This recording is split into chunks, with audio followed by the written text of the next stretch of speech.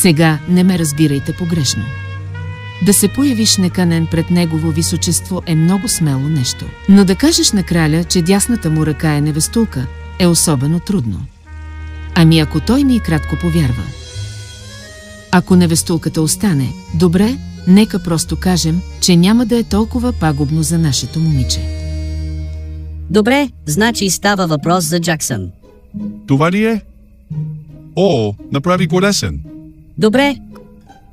Кой беше най-младият Джаксън? О, мисля, че знам този. Това е, нали, Тито. Да, Тито.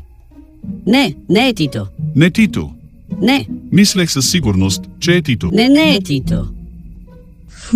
Ваше височество.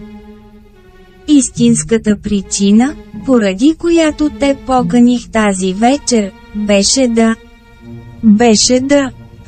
видя дали искате да дойдете утре вечер. Ами разбира се.